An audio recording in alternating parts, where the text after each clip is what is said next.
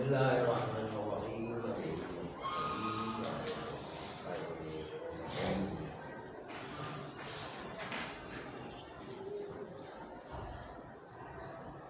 شراب و مسکرات، سور، کتا اور ان جیسی چیزوں کو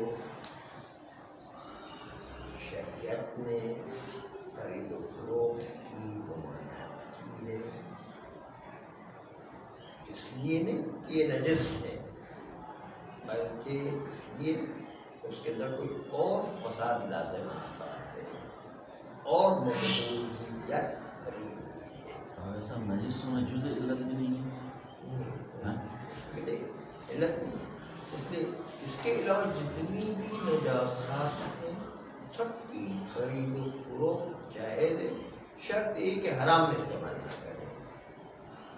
مثلا وہ پارک کی مثال پیش کی، یا اگر ہم مردار گدھا ہے تو اس کا گوشت اپنے گھر میں پلی ہوئی مرغیوں کو کھلا سکتے ہیں، پلی ہوئی بطخ کو کھلا سکتے ہیں، یہ کھلانے کی حرج نہیں ہے۔ ہم کوئی حرام کام میں استعمال نہیں کریں جہاں پر طہارت کی شرط ہے۔ تو یہ جو مردار کا جو گوشت مرغے میں کھلاتا وہ انڈا کیا ہوگا؟ انڈا صحیح ہو، استحالہ ہو گیا، انڈا جو ہے استحالہ ہو گیا۔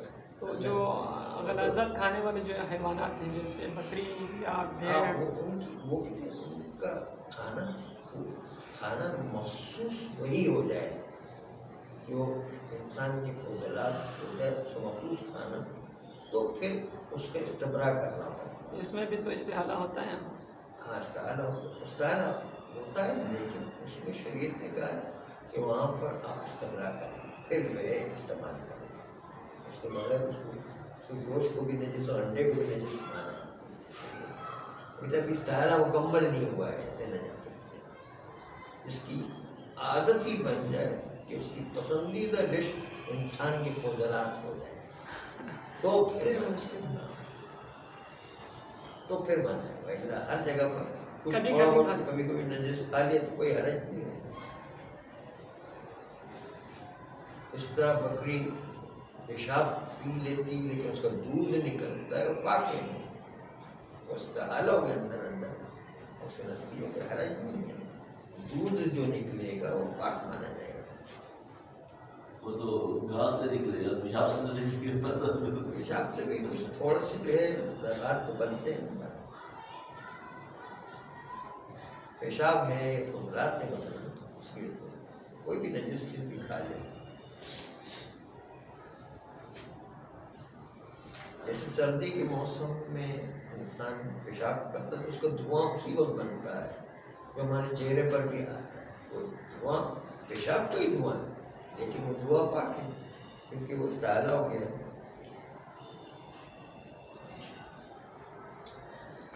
فرماتے ہیں کہ ان نشہ آور چیزوں، کتے اور سور کے علاوہ باقی جتنی بھی نجاسات ہیں ان کو روایات میں جائز قرار دیا ہے۔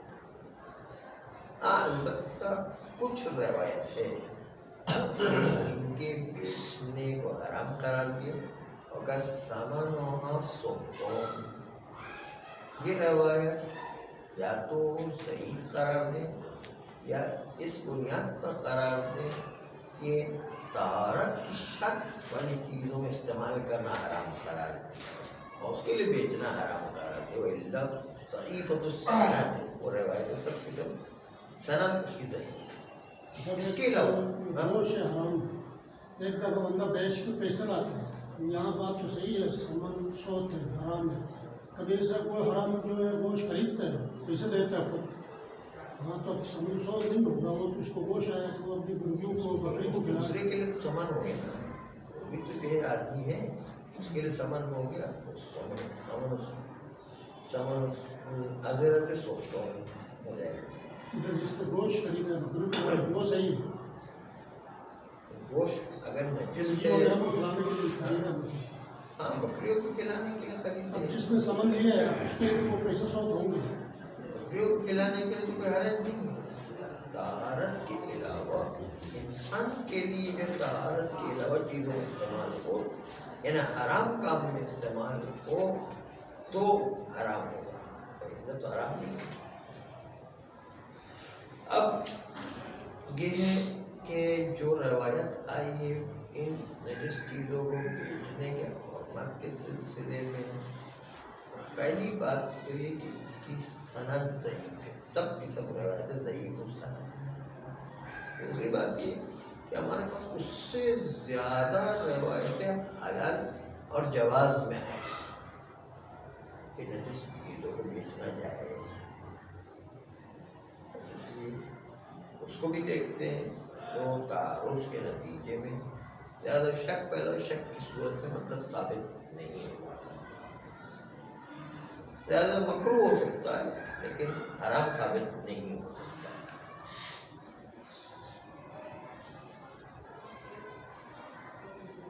اس لیے ہوائے صاحب عروہ نے میتہ کو عذرا پر عطف کیا ہے وہ درست نہیں ہے، اس کو حرام کی فہرست میں شامل کیا ہے.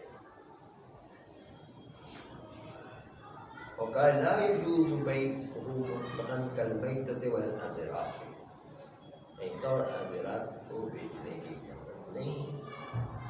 تو میتہ پر عذرات کو عطف کیا درست نہیں ہے، اس لیے کہ اگر ہم عذرات کو منع بھی کریں تو میتہ مردار اس کو حلال کام میں استعمال کیا جائے، بلکہ عذرات کو بھی حلال کام میں استعمال کیا جائے وہ جائز ہوتا ہے. تو آپ کہتے ہیں کہ اگر کوئی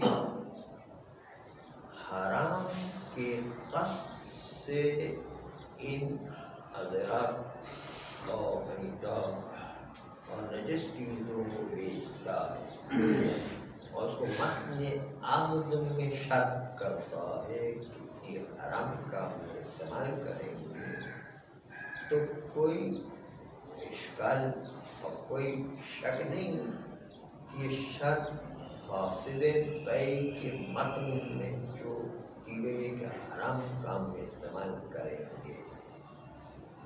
لیکن یہ شرط حرام کی شرط کی گئی ہے وہ اس لیے فاسد ہے کہ قرآن و سنت کے خلاف.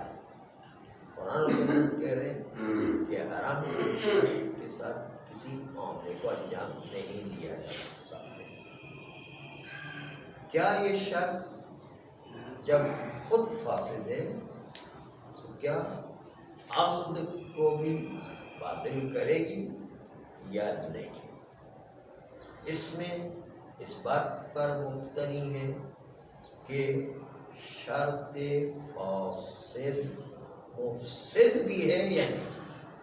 شرط فاسد خود تو فاسد ہو گئی لیکن اس کی وجہ سے مفسدی جیسے عقد کا کام کرتی ہے یا نہیں، عقد کو فاسد کرے گی یا نہیں، اس پر بحث کرنے کی ضرورت ہے. اما اگر کوئی متن عقد میں حرام کے استعمال کی شرط نہیں کرتے تو پھر وہاں پر قطعاً معاملہ صحیح ہے اور بیچنے کی اجازت ہے، نجس چیزوں کو بھی بیچنے کی اجازت ہے. اگرچہ کہ ہمیں خارج سے پتا ہے کہ یہ آدمی انگور لے جانے کے بعد شراب بنائے گا، پھر بھی ہمیں بیچنے کی اجازت ہے کیونکہ ہم اس کے ذمہ دار نہیں کہ وہ کیا کرتا ہے. آلات مشترک تو حلال میں بھی چیز استعمال ہوتی ہے حرام میں بھی استعمال ہوتی ہے، ہم ذمہ دار نہیں کہ وہ حرام میں استعمال نہ کریں، اس کی مرضی ہے. ہم نے تو ایک چیز مشترک کی، ایک چھری بیچی ہے، اب اس کی مرضی ہے کہ اس سے آلو پیاز کاٹ کے کھانا بنائے اور اس سے کسی کو قتل کرے. ہم تو جو ہے حل تو مشترک ہے، چھری جو ہے حل تو مشترک ہے، کسی کو قتل بھی کر سکتا ہے، کسی کو جو ہے وہ آلو پیاز کاٹ کے سالن بھی بنا سکتا ہے.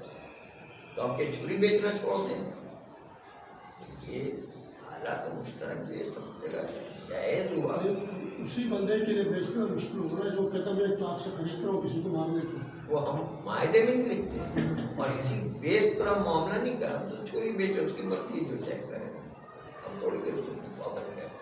ہم تو کہتے ہیں بھائی ہم تو چھری بیچنے والے، ہمیں اس سے کیا بنتی، تم کیا کرتے تو ہماری مرضی، تم جاؤ جہنم میں جاؤ. ہمیں کیا انگور والے شراب بناتے ہیں، انگور والے.